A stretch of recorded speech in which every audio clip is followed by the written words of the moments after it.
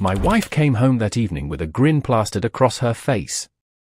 Before I could ask, she announced that she'd finally been transferred to a new department. According to her, this was the opportunity she had been waiting for: better pay, a more dynamic environment, and most importantly, a team that wasn't, in her words, dull as a butter knife. She seemed genuinely excited about it, so I nodded and congratulated her. It wasn't every day she came home this cheerful, so I figured it must be a big deal. She went on about how this new group of colleagues had already planned something to kick things off. Apparently, they had decided to rent a cabin out in the woods for a weekend to get to know each other better. A bit excessive, if you asked me, but I kept my thoughts to myself. Sounds like a lot of effort for a work outing, I commented casually. She waved it off, explaining that these new colleagues of hers were all about creating a bonding experience. Whatever that meant. Out of curiosity, I asked when this grand event was supposed to take place. She told me they hadn't nailed down all the details yet. We decided to meet up next Friday after work to discuss everything, she said. And we'll be hosting the meeting here at our place. That caught my attention. I wasn't against having people over, but I assumed they'd have it all figured out by now. I thought you said they were organized, I remarked. She laughed and replied, not everything happens overnight. Besides, this is just the first step. It wasn't long before she hit me with a special request. My wife's tone shifted slightly, signaling that she was gearing up for something she thought I might resist. I raised an eyebrow and waited. You know how you can become a bit traditional, she started. I didn't respond, letting her dig herself deeper. Well, my new colleagues are progressive. They're young, enthusiastic, and they think they're going to change the world. You know how it is. I didn't, but I let her continue. Her request was straightforward enough: please, don't make any of your usual jokes. In fact, it'd be better if you just nodded and smiled, no matter what they say. Can you do that for me? I stared at her for a moment, wondering what exactly she thought I was going to do. And what do I get out of this? I asked, half joking. Without missing a beat, she replied, how about I don't hit you over the head with a frying pan? She laughed, clearly amused with herself. I couldn't help but smirk. She knew how to keep things light when she wanted to. Fine, I said. But if they cross any lines, don't expect me to sit there quietly. She nodded, satisfied with my agreement. The rest of the evening was spent discussing logistics. She listed off the snacks she'd need, what furniture might need rearranging, and how we'd set up the living room for the group. I listened, chiming in here and there, but mostly letting her take the reins. She seemed to have it all under control, and I wasn't about to interfere with her enthusiasm. By the end of the conversation, it was clear we were on the same page. Friday evening would be the start of this new chapter for her, and our home would be ground zero for their planning. All right, I said, wrapping up the discussion. We'll be ready for them. By Friday evening, the house was spotless. I'd gone through every room, dusted the shelves, vacuumed the carpets, and even wiped down the windows. For good measure, I set up a couple of those plug-in air fresheners to keep things smelling decent. I wasn't particularly thrilled about hosting a group of strangers, but my wife wanted everything to be perfect, so I figured I might as well put in the effort. Once the work was done, I sat down with a beer, thinking about her earlier comment about her colleagues. It wasn't like her to warn me about how to behave around people, especially not with such a specific tone. It made me wonder if something had already happened with them. My questions were answered soon enough. When her colleagues arrived, they didn't bother with introductions or even basic manners. They burst into the living room like they owned the place, chatting loudly and ignoring us completely. I've hosted plenty of gatherings over the years, but this was a first. I sat there, taking it all in, while my wife threw me a glance and mouthed, "Just let it go." One guy, clearly the loudest of the bunch, didn't waste any time making an impression. He looked around the room and said, loud enough for everyone to hear, "Wow, I didn't know people hired help for houses this small. My dad hires staff for our summer home," but this, he let the sentence hang, smirking as if he'd just said something clever. For a moment, the room fell silent. I wasn't about to let that slide. I leaned forward and locked eyes with him. "If you don't apologize right now, you'll be out of this house so fast your dad will need a mop to pick you up off the street." My tone left no room for interpretation. The others looked at him, clearly waiting to see how he'd respond. To his credit, he muttered an apology, though it was clear he wasn't used to being called out. I leaned back, satisfied. The tension eased, and the group eventually settled into a more reasonable rhythm. As the evening progressed, the awkward start faded into the background. They helped themselves to drinks and snacks, filling the house with chatter. One of the women, who seemed to be the unofficial leader of the group, started talking about their plans for the cabin trip.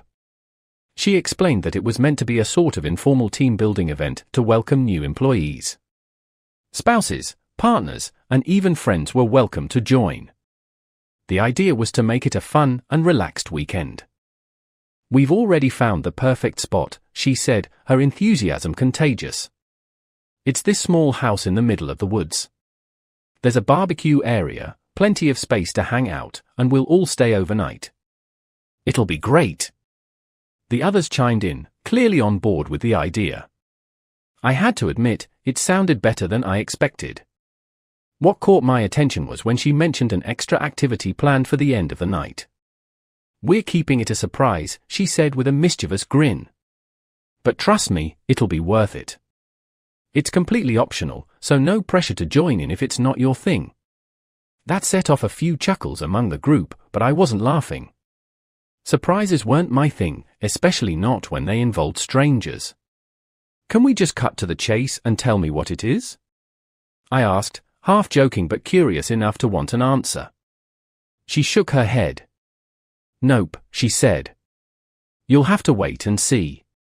It'll ruin the fun if I tell you now." My wife looked at me, as if silently urging me not to push further. "All right then," I said finally, leaning back in my seat.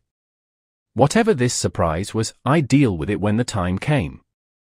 For now, I figured I'd let them enjoy their moment and keep my thoughts to myself. My wife seemed pleased that I wasn't making a fuss, and I took that as a small win for the evening. After the last of her colleagues left, I closed the door and turned around to find my wife glaring at me, her arms crossed. "You couldn't keep quiet, could you?" she said, her voice sharp. I'd seen her annoyed before, but this was something else entirely. "Do you have any idea who that guy is?" "That's the son of some bigwig with connections to my boss." "Do you know what kind of position you've put me in?" She paced back and forth, clearly trying to control her frustration. I leaned against the door, letting her get it out of her system before responding. "Listen," I said evenly. "I don't care whose son he is. If he comes into my house and acts like a disrespectful idiot, I'm not going to sit there and take it. I'm your husband, not some roommate who'll let things slide just to keep the peace. If he can't behave, he's not welcome here." My tone was firm, and I meant every word. She stopped pacing and turned to face me, her eyes narrowing. "Do you even understand how this works? He's got connections that could make or break careers at my office. You're not helping me by creating enemies. You're making it harder for me to get ahead." Her words were heated, but I wasn't about to back down. "And what about respect for our home?" I shot back. "Am I supposed to let some entitled kid walk all over us just because he knows a few people? That's not how I operate. If he can't handle being called out for his behavior, that's his problem, not mine.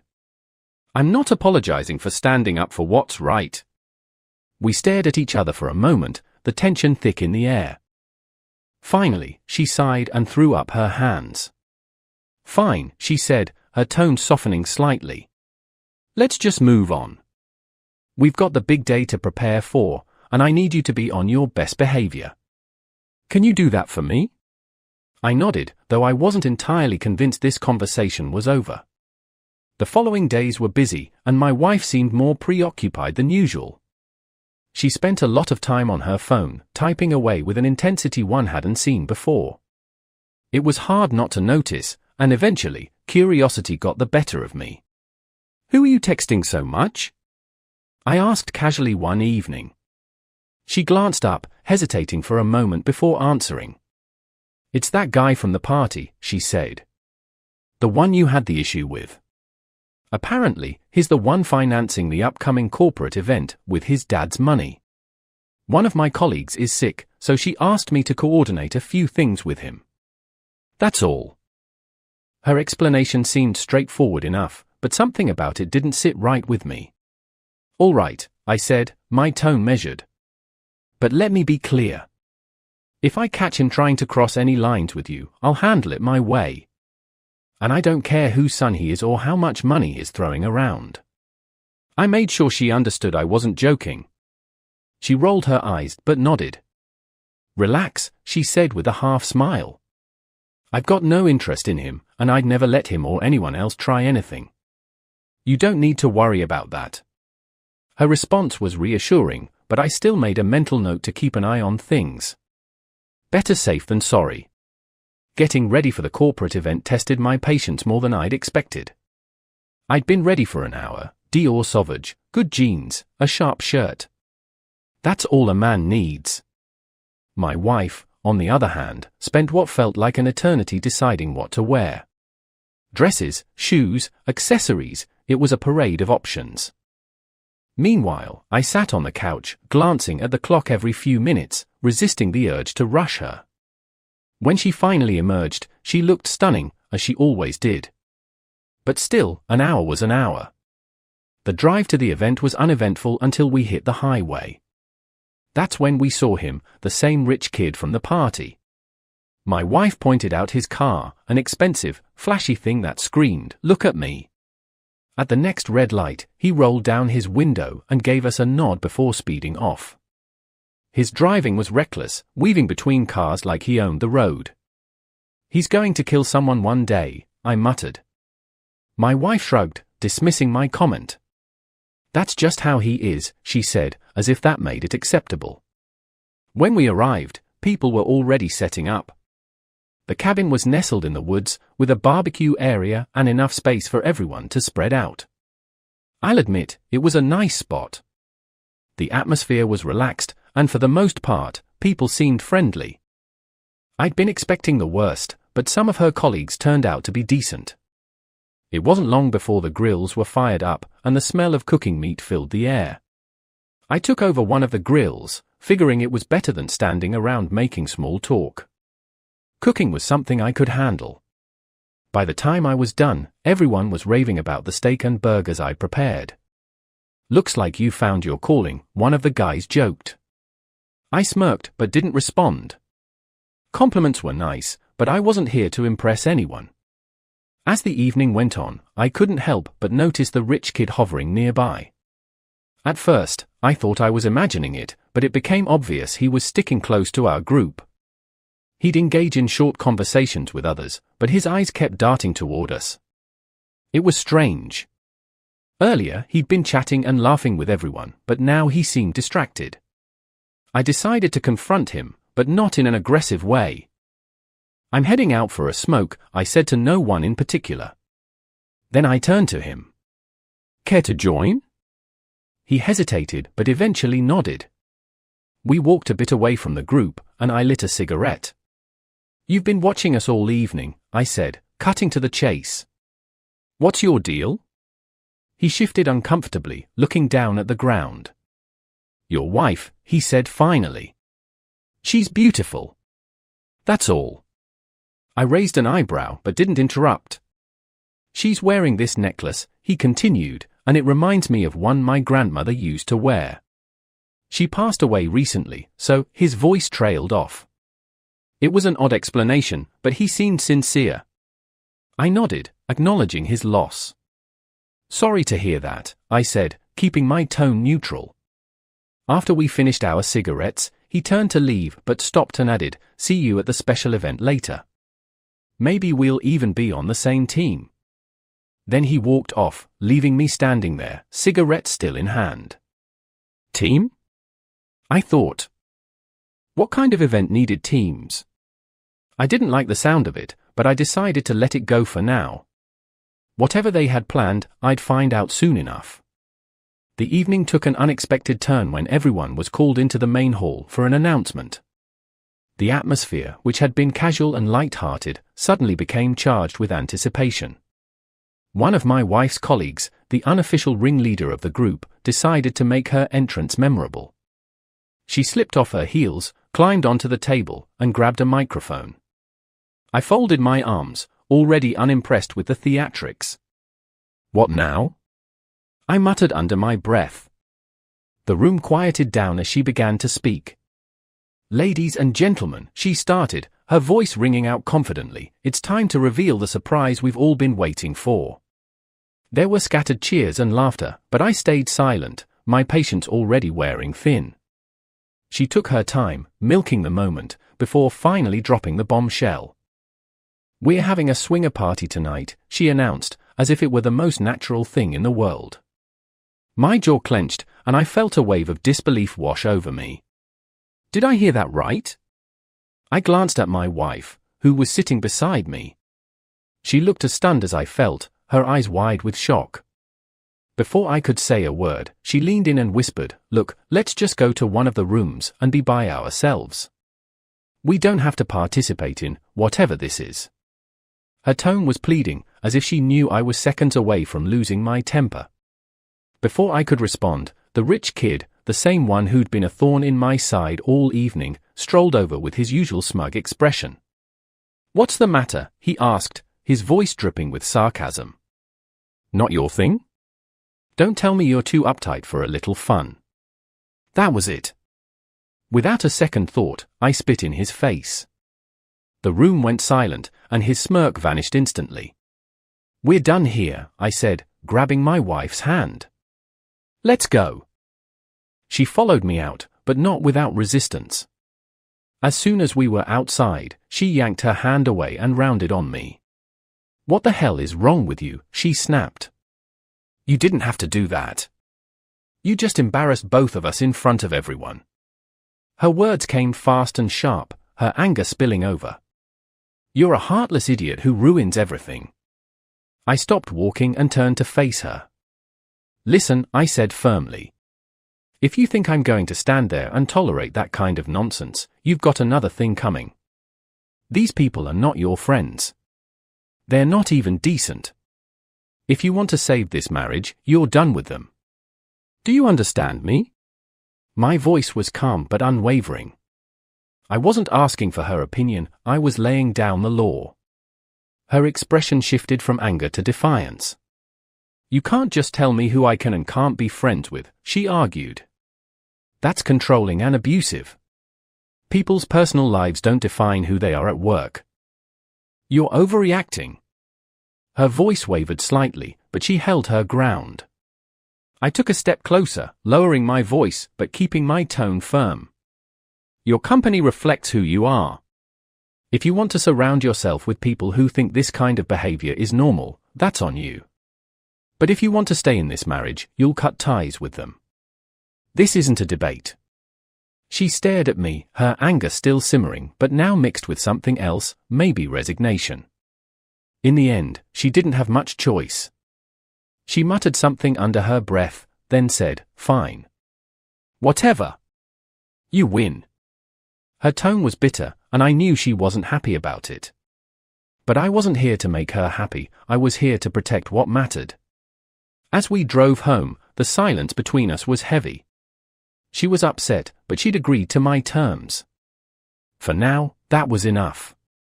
After the incident at the event, my wife's behavior began to change in subtle but noticeable ways. She became more reserved, especially when it came to talking about work. Normally, she'd share stories about her colleagues and the day's events, but now her updates were vague, if she gave them at all. It was as though a wall had gone up between us, and I couldn't help but wonder what was behind it. At first, I chalked it up to lingering tension from the argument we'd had, but as the days went by, her odd behavior became harder to ignore. Her late nights at work were the first red flag. It started with the occasional delay, which she'd explain away as catching up on tasks or helping a colleague. But the frequency grew, and so did my suspicion. One evening, when she came home well past her usual time, I decided to confront her. "What's going on?" I asked bluntly. You've been acting distant, and now these late nights. If this is about what happened at the party, just say so. She sighed, looking more annoyed than anything else. I'm not talking to them anymore, she said, her tone defensive.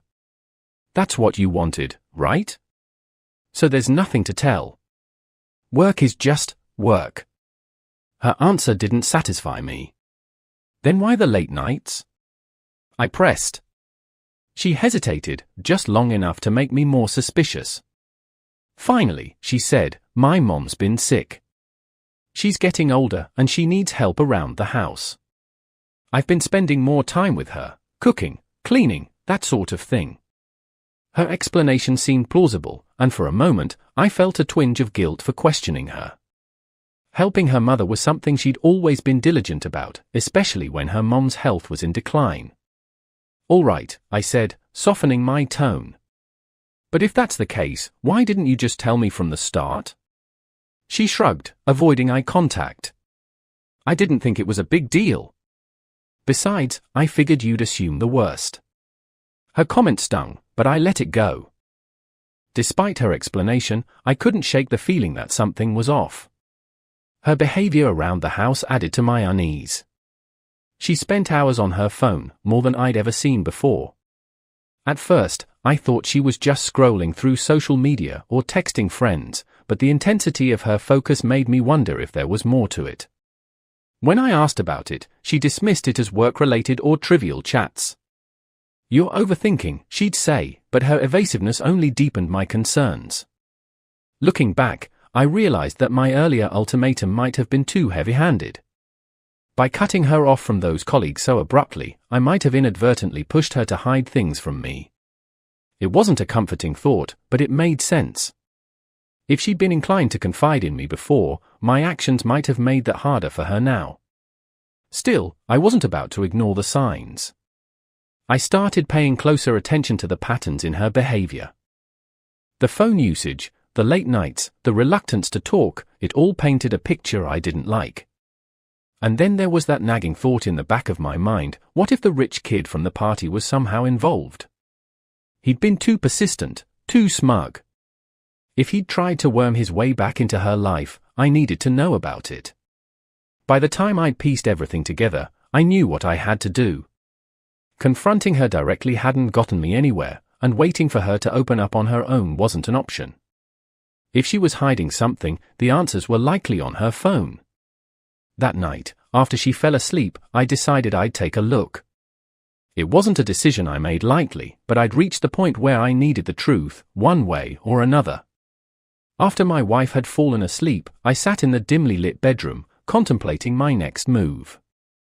Her phone lay on the nightstand, the soft glow of its screen almost beckoning me.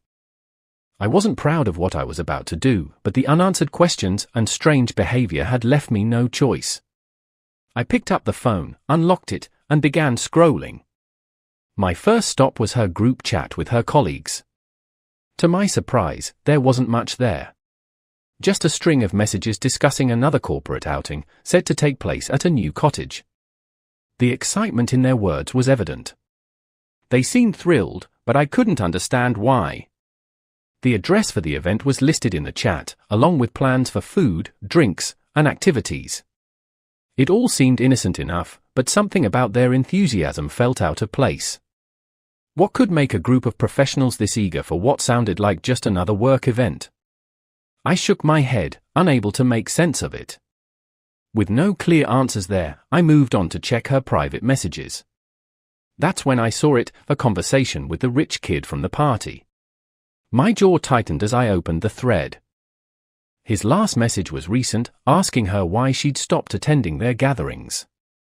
"Why did you and your husband leave so abruptly that night?" he'd written. My heart sank as I read her reply. She'd been honest with him, saying, "My husband doesn't approve of me hanging out with you all. He's strict about these things, so I have to listen to him." Her tone was neutral, but the content stung. It wasn't the fact that she'd explained herself, it was the dynamic her words painted. His response was exactly what I'd expected. He reassured her, calling me controlling and backward. "Things can always change," he added. We'll be here if you ever need us. You know the address." My hands clenched as I read those words. It was clear he thought he had an opening, that he was waiting for the right moment to exploit it. That only solidified my resolve. I exited the app and put the phone back where I'd found it. As I sat there, I considered my next steps. Her behavior had made it clear that something was going on, and now I had the address of their next gathering. The only question was how to proceed. Trust was already strained, and I knew confronting her without evidence would only make her defensive. I needed to act carefully. The following day, she mentioned her mother again, saying she planned to visit her and might be back late. Her tone was casual, almost too casual, as if she were testing how much I'd probe. I nodded and acted like it didn't bother me. "Take your time," I said. If she was lying, I needed to know for sure. After she left, I started doing my own research. My first step was to look into divorce attorneys. It wasn't something I wanted, but I knew I had to prepare for the possibility. If her actions confirmed my suspicions, I wouldn't waste any time.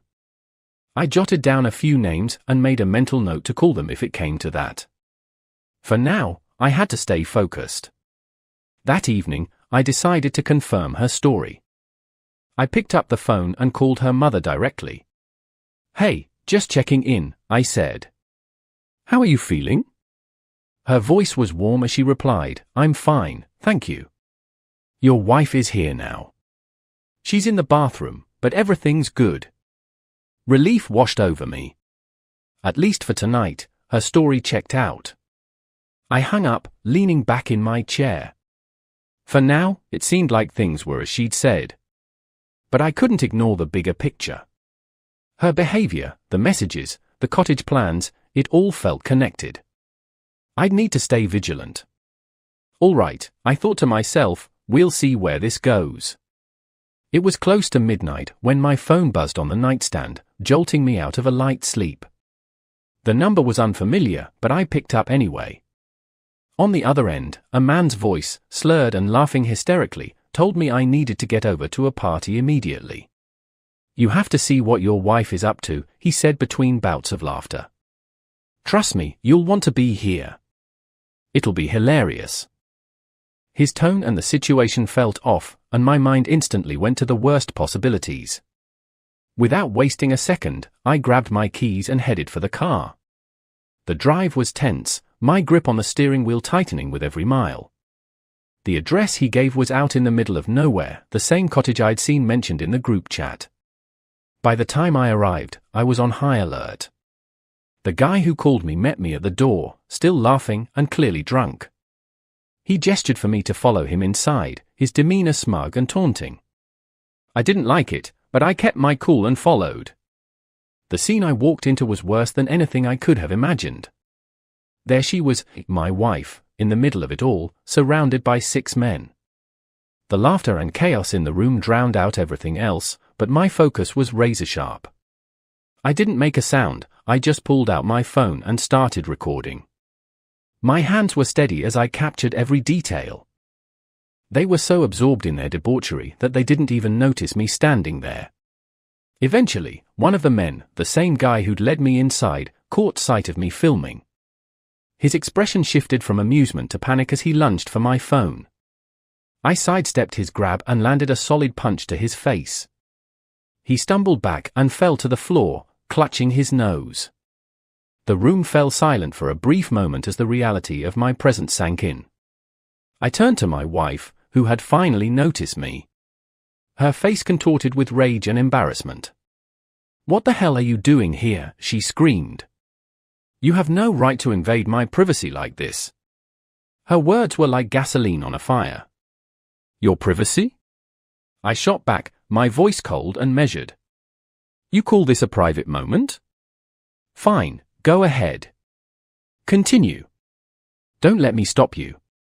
She opened her mouth to argue, but I'd already turned and was heading for the door. As I reached my car, I grabbed the bear spray I kept in the glove compartment. It was a precaution I'd never thought I'd use for something like this. The cottage had an open window on the side, just enough to provide access without drawing attention. I approached quietly, shaking the canister as I went. Peering through the window, I could see the chaos starting to resume inside. Perfect! Without hesitation, I began spraying the bear deterrent through the window, making sure to cover as much of the room as possible. The effect was immediate. Coughing and shouting erupted from inside as people scrambled to escape the stinging cloud. Some fell over furniture in their panic, while others clawed at their eyes, trying to find relief. I stayed long enough to ensure the spray had done its job before walking calmly back to my car. Sitting in the driver's seat, I watched the scene unfold through the rearview mirror. People were stumbling out of the cottage, gasping for air, their night thoroughly ruined.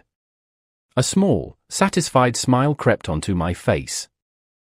With the recording safely stored on my phone and the chaos behind me, I started the engine and drove away. The night had taken an unexpected turn, but I felt no remorse.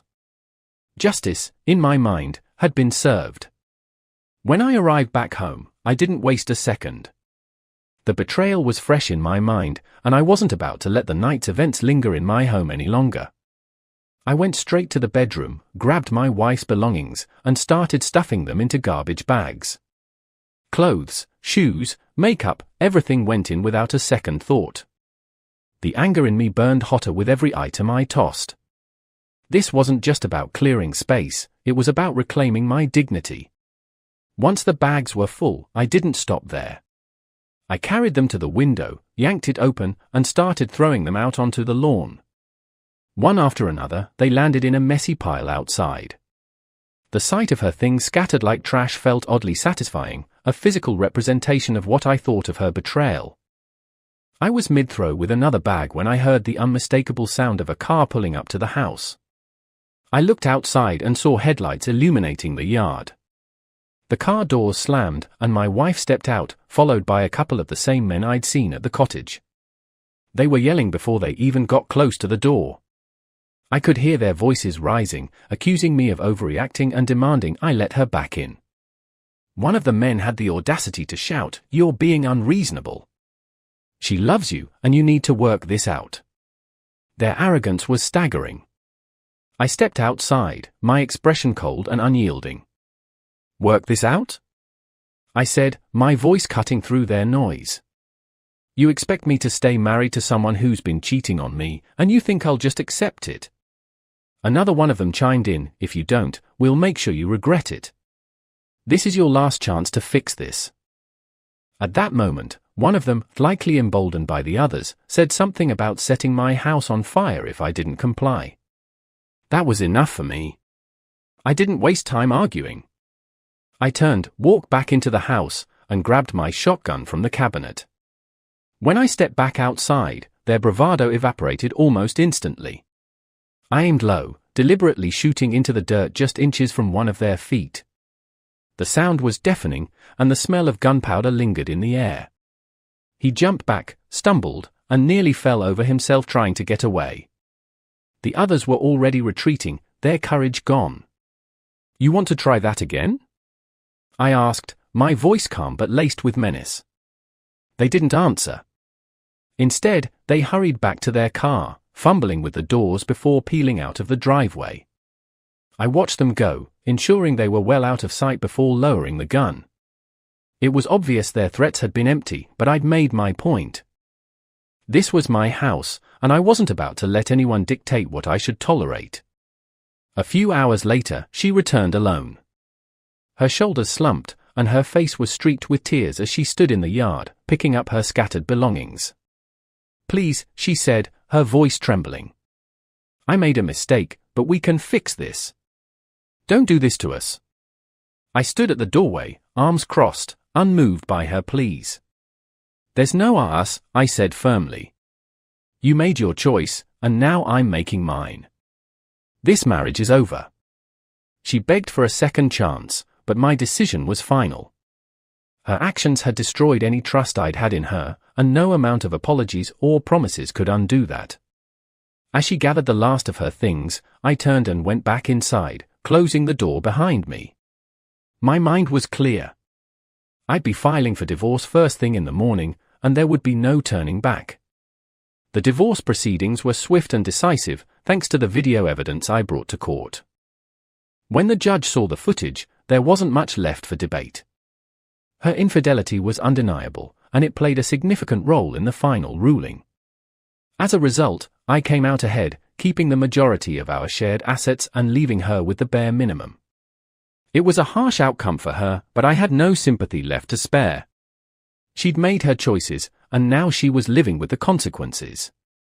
After the house was sold, I moved into a modern apartment that suited my needs perfectly. It was spacious, well-lit, and in a good part of town. Setting up a new life wasn't easy, but it was necessary. I focused on my work and making the place feel like home. The freedom of being on my own again was refreshing, a clean slate after the chaos of the past few months. For a while, it felt like I could finally move on. But my ex-wife wasn't done making my life difficult. Not long after the dust settled, she launched a smear campaign among my family members. She claimed I doctored the video evidence using neural networks, accusing me of digitally altering her face to frame her for cheating. The accusations were absurd, but she said them with enough conviction to make some people listen. My sister and mother were the first to approach me about it, their concerns evident. "She's saying you manipulated the video," my sister said, her tone hesitant. "And that you hurt her." The implication hung in the air, and I could feel my temper rising. I kept my response measured but firm. "You've known me your entire life," I said. "Do you really believe I'd do something like that?" My mother's silence stung, but I could see the doubt she was wrestling with. My father, on the other hand, saw through her lies immediately. "She's a manipulative liar," he said bluntly. "Don't let her get under your skin." His unwavering support was a relief, but the damage her words had caused was already done. I found myself embroiled in heated arguments with my family, defending my actions and my integrity. It was exhausting, but I refused to let her narrative take root. Eventually, I took matters into my own hands. I gathered evidence to disprove her claims, including technical reports verifying the authenticity of the video. I presented everything to my family in a calm, straightforward manner, making it clear that her accusations were baseless. The turning point came when I pointed out her lack of any real proof to back up her story. Slowly but surely, the tide began to turn. My mother and sister apologized once they realized the truth. They admitted they'd been swayed by her emotional manipulation and regretted doubting me. "We should have trusted you from the start," my mother said, her voice heavy with guilt. My sister, who'd been the most vocal in questioning me, took a month-long break from our relationship to process everything. It was a tense period, but I gave her the space she needed. When we eventually reconnected, the conversations were lighter, more genuine. The rift that my ex-wife had tried to create was healing. My sister reached out first, and we talked through everything in a way we hadn't been able to before. "I'm sorry for not believing in you," she said. I let her get in my head. I assured her that we could move forward, and we did. Rebuilding those relationships took time, but it was worth the effort. My family had always been important to me, and I wasn't about to let her lies destroy that bond. By the end of it all, we were stronger for having gone through it. The experience was a reminder of how easily trust can be shaken, but also how it can be restored when the truth comes to light. After everything that had happened, I wasn't about to let my ex-wife walk away unscathed. She'd tried to destroy my reputation among my family and left me no choice but to defend myself. But there was still one final card I had to play. The video evidence I'd used in court held more than just proof of her infidelity, it also exposed the other participants, including someone I'd recognized as the wife of her boss. That detail stuck with me, and I knew exactly what I needed to do. I sat down and composed an email to her boss, attaching the video as proof. The message was concise but clear. I explained that this footage involved members of his team, including his wife, and suggested he review it carefully.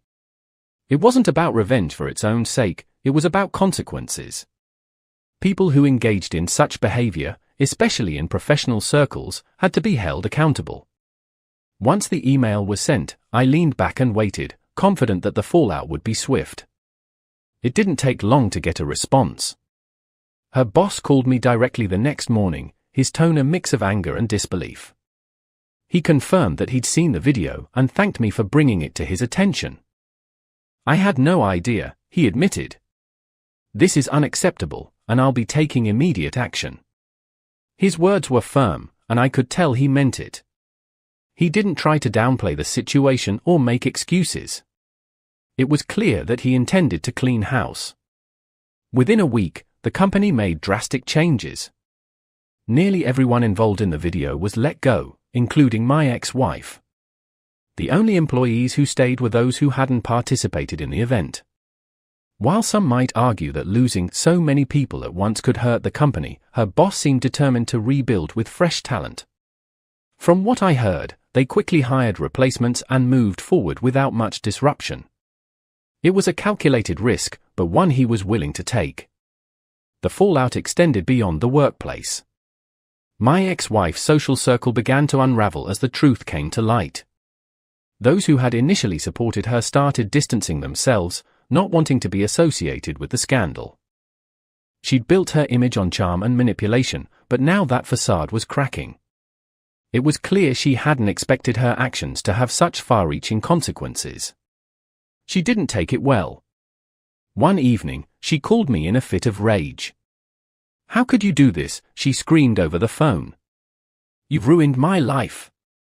You took away my job, my friends, everything. You're a monster." Her voice was shrill, and I could hear the frustration and desperation behind her words. But I remained calm. "You did this to yourself," I replied. "If you think you can betray people and walk away without consequences, you're mistaken. Consider this a lesson." Her anger shifted to self-pity. She tried to blame me for her loss of variety in life, as she put it, and accused me of being vindictive. "You're just bitter because I moved on," she said, trying to flip the narrative. But her words didn't hold any weight. I'd already moved on emotionally and wasn't about to let her guilt trip me into feeling otherwise. I ended the conversation on a firm note. "You wanted freedom, and now you have it," I said. "You're free to live with the consequences of your actions. Don't call me again." And with that, I hung up. It felt like closing a door on a chapter of my life that had dragged on far too long. I wasn't angry anymore, I was simply done. In the days that followed, I heard from a mutual acquaintance that she was struggling to find a new job. Her reputation had taken a hit, and companies were hesitant to hire someone with such baggage. Meanwhile, I focused on my work and my life, content with the knowledge that I'd done what needed to be done. It wasn't about revenge, it was about setting things right and ensuring she couldn't continue her manipulative ways unchecked. Looking back, I felt a sense of closure. She'd tried to undermine me at every turn, but in the end, her own actions had been her undoing. I'd moved on, and so had my life. The lesson was clear: actions have consequences, and sometimes those consequences are exactly what's needed to bring about justice. From what I heard through mutual acquaintances, my ex-wife eventually tried to reconnect with that rich kid she'd been so taken with. It didn't surprise me, she'd always had a knack for trying to land on her feet, even after burning bridges. According to the rumors, she thought she could pick up where they left off, but life had other plans. Whatever illusion she'd built about him being some kind of savior quickly fell apart when she realized he wasn't interested in any sort of loyalty. The story went that he cheated on her not long after they started seeing each other again. Typical behavior for someone like him, all charm and no substance. When she found out, he didn't even bother to deny it. Instead, he left her high and dry, moving on to his next conquest without a second thought. It was poetic, in a way. She'd betrayed me for someone who ended up treating her with even less respect. I couldn't muster much sympathy for her. She'd made her choices, and now she was reaping the rewards.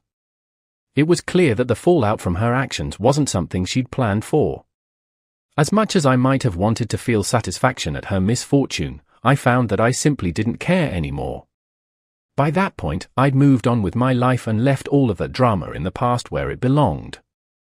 Apparently, after things fell apart with him, she packed up and went to stay with her mother. That, too, didn't surprise me. Her mom had always been her fallback whenever life didn't go her way. It made sense that she'd retreat there once her plans fell apart. As far as I knew, she was still there, trying to figure out her next move. I hadn't seen or heard from her in months, and I had no intention of changing that. In some ways, it was a relief to have her completely out of my life. The silence was refreshing after everything we'd been through. For the first time in a long while, I felt like I could focus entirely on myself without worrying about her schemes or drama.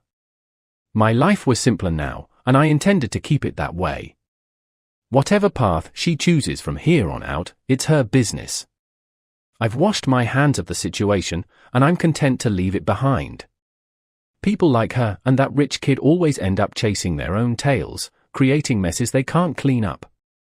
Meanwhile, I've moved forward, and that's all that matters to me now.